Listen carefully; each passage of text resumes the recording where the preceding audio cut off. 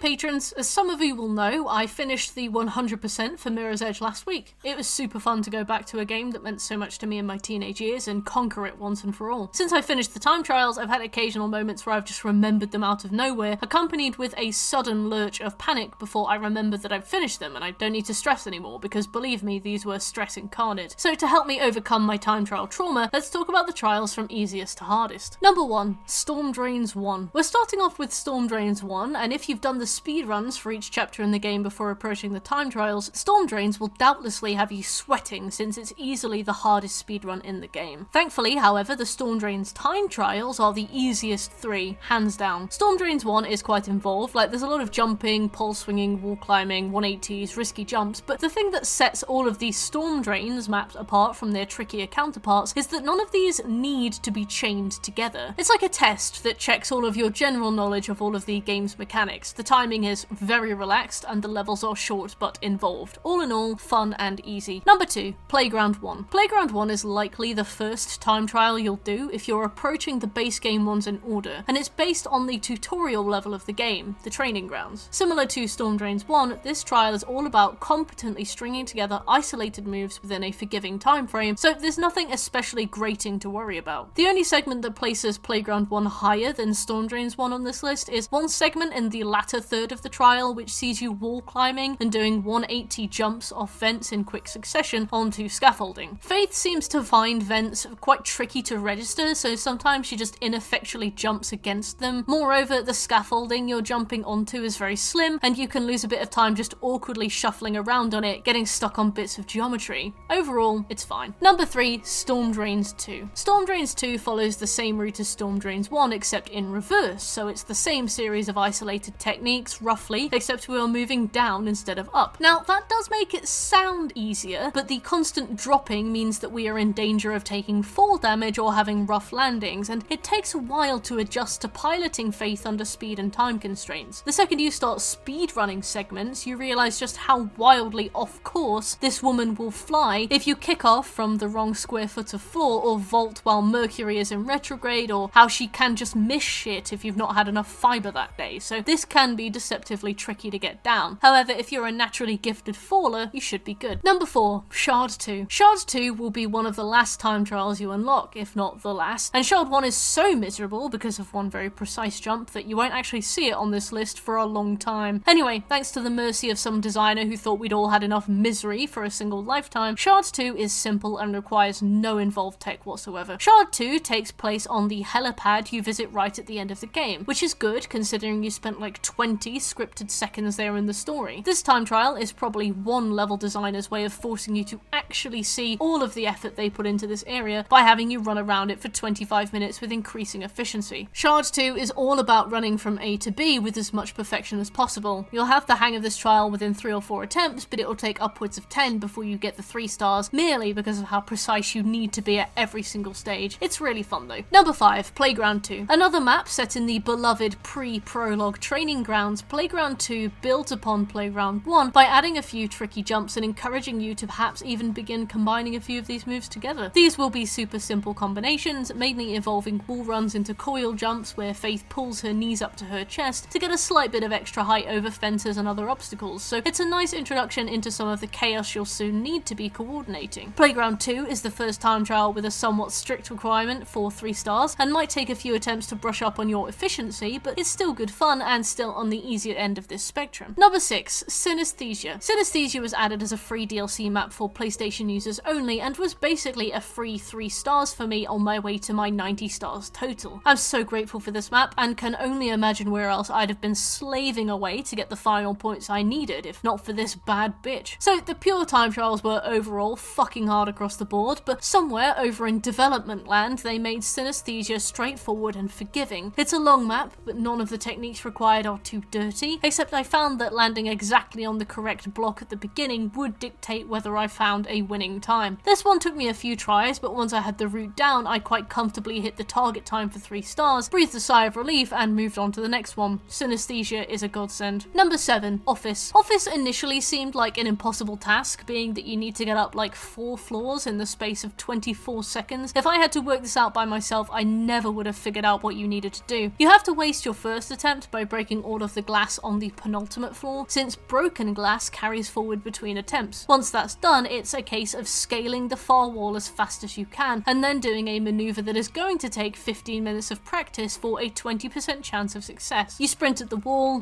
climb just before you fall down, do a 270-degree turn in the air, grab the ledge, then run to the end. This level took me a lot of practice, but specifically that maneuver, which I practiced over and over again until I had it, then it was just a case of having the luck of the gods on my side in the hopes that I could string all these together in the perfect combination, at which point it was a first-time success. It's tricky, but straightforward. Number 8. Velocity. Velocity is a map from the Pure Time Trials DLC, and despite creeping up in difficulty a little bit, mainly due to its length, which needs to be traversed perfectly to hit a 3-star score, is one of the more fun and easy time trials overall. I really enjoyed this. Velocity is a red and white map with a lot of running, wall running, 180 turns and big jumps. Overall, it's all about maintaining momentum along long distances, hence the name Velocity. Velocity was one of those time trials where I felt I'd gotten it down pretty solidly, but still needed a few more sweaty runs where I was shaving off every millisecond possible before I hit the 3 stars. Number 9. Factory. A lot of people hate Factory, but I really enjoyed it. In fact, I earned 3 stars for Factory whilst marathoning the Saw series with my friends, so my memories of this map are intermingled with glimpses of Tobin Bell's Serenity and Hoffman sinking into that big glass coffin in the ground. Spoilers, I suppose. Anyway, Factory is all about figuring out the quickest possible way to climb up a series of rows, like those old Donkey Kong arcade games when Mario was still called Jumpman. You go back and forth, wall running up to higher levels, making weird jumps, sliding under big crates, and then you jump down and run back to the start. My biggest issue with Factory was in the first-person nature of the gameplay, because it made it super hard to judge my distance from the next ledge, or whether I was about to fall off one I was running over, but ultimately this was similar to Velocity, shaving off the seconds until I had the target score. Number 10. Flight. Flight is for certain the longest time trial so far, but the thing about longer time trials is that it's rare that they ask you to do anything especially involved. They are more marathon-esque than the more involved, complicated runs. They ask you to run from point A to point B as fast as possible, shaving off every single spare millisecond. These runs require you to master the side jump boost. So from a static position, if you quickly turn to your right or left on the spot, then jump to the side, you will go straight into a full speed run, rather than needing to slowly reach top speeds. This technique is most useful in these longer runs, where you have long stretches of space to get between as fast as possible. Flight's a good introduction to this technique considering its simplicity, and even then you will struggle to hit the 3-star time without some significant practice. Number 11. Storm Drains 3. Storm Drains 3 is the hardest Storm Drains map, but not like hard.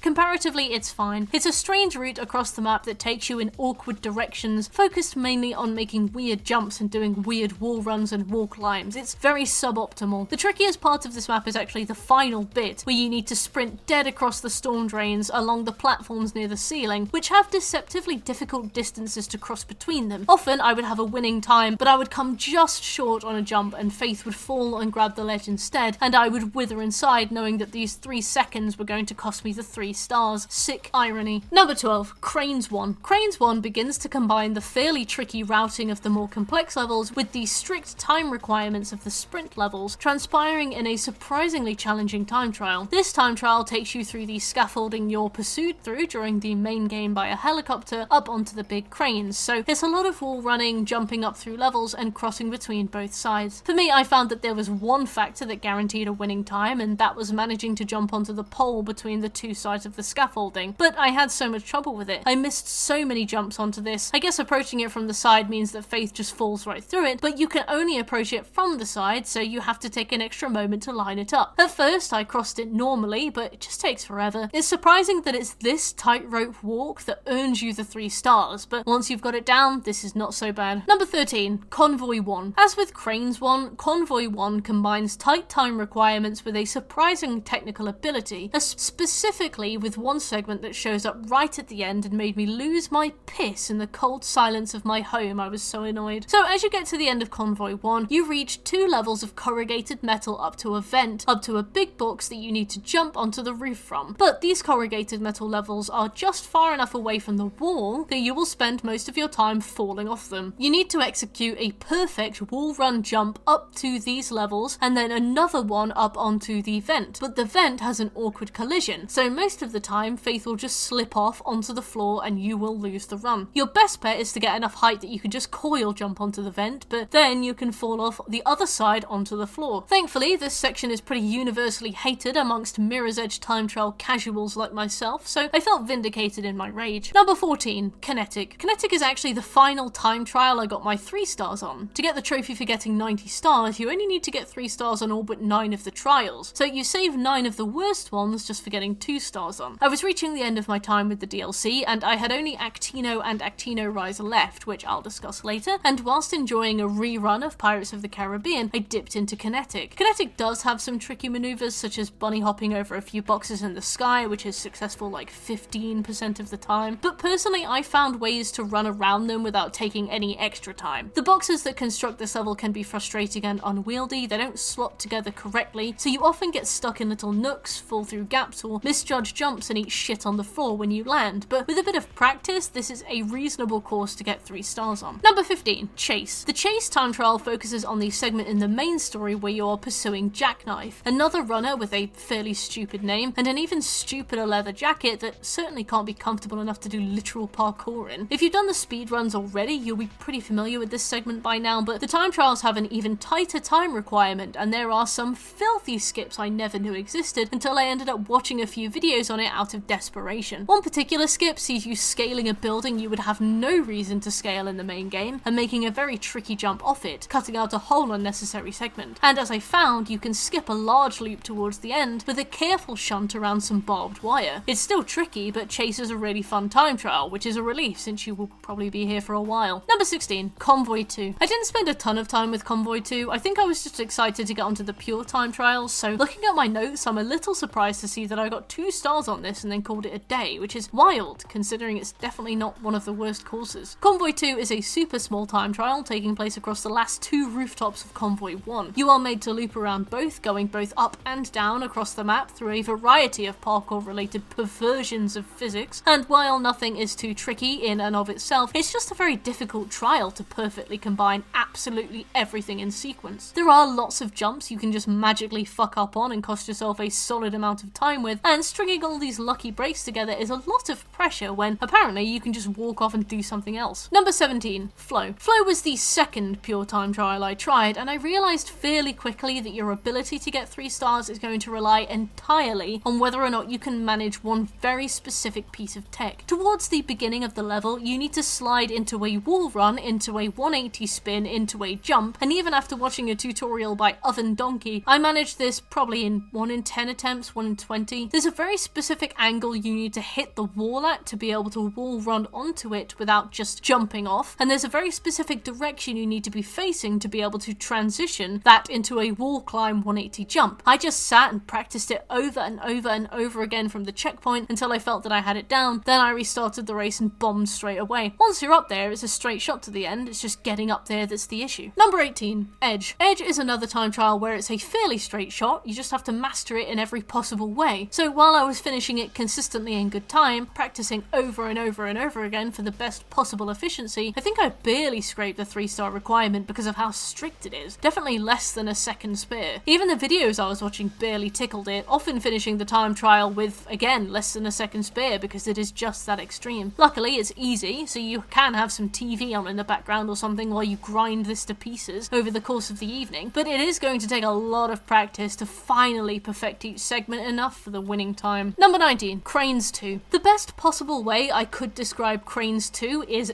dastardly, because it is a diabolical little minx. The theme of Cranes 2 is difficult coil jumping. The first difficult jump happens at the start, where you need to wall run, 180 and coil jump over a barbed wire fence, then bunny hop with a coil jump over one immediately afterwards. The timing here is trickier than it looks, and it's easy to trip over with the lack of space you have. The second difficult jump happens right at the end, where you have to make an absolutely colossal jump over a gap you have no right to manage. The kind of jump where you basically need to already have your feet off the platform before you jump. This one took a lot of practice, but after a while I was doing it without issue. Then it just became about shaving the time off to hit that strangely stubborn 3-star time. Number 20, Heat. Heat is a time trial that uses a segment of the in-game map leading up to the big crane jump, and thus is fairly overshadowed by the excitement of said crane jump. Heat's a straight shot across a bunch of rooftops, jumping from vent to vent with no particularly game-changing skips beyond one cheeky wall climb jump you can do off the face of a piece of scaffolding. Heat is just trial and error, shaving incremental seconds off every every time. It's lucky because it takes a while to hit that target time, but it's not the kind where you walk away from it a hollow shell of your previous self. You know, take the easy rides while you can. 21. Reflex Redux. Reflex Redux is a pure time trial that takes place on the Reflex map, a trial we'll discuss later because it's spoilers, but it's obviously much harder. The thing about Reflex is that it's a lot of disjointed small platforms separated by a lot of space, so this is all about maximizing the most efficient jumps possible, because if you misjudge your distance whatsoever, you are falling into the great blue, or green. I had a pretty solid run down, but I was always coming short by about 2 or 3 seconds, and there was one huge jump into a slide, into a pole swing, into another jump that was so difficult to pull off without issue that I spent a lot of time falling to my death, so I watched some videos and switched up my approach. I'm pretty sure I beat this time by like 0.03 of a second, but 3 stars is 3 stars, so fuck you. Number 22, Burfield. Burfield is a straightforward A to B that can really sincerely suck based on one very specific bottleneck that happens right towards the end of the run. As you may remember from the main game, there's a vent to hop up onto that's just a little bit difficult to get onto unless you're good at maximizing your wall run coil jump potential, which you may or may not be depending on which order you're doing these in, into a wall climb 180 spin pole swing jump. This little maneuver cost me 86 years, or maybe more like 15 seconds, which is far too long in a time trial. I would undershoot the jump and fall just shy of the vent, I'd undershoot the wall climb jump and miss the pole, I'd overshoot the wall climb jump and fly right over the pole, then fall down, and I'd undershoot the pole swing and miss the ledge. Just so much time wasted here because of a few small mistakes. Bastard trial. Number 23, Atrium 2. We'll discuss Atrium 1 later for, again, obvious reasons, but Atrium 2 is the easiest of these two vertically gifted brothers by merit of the fact that you're going down on this one.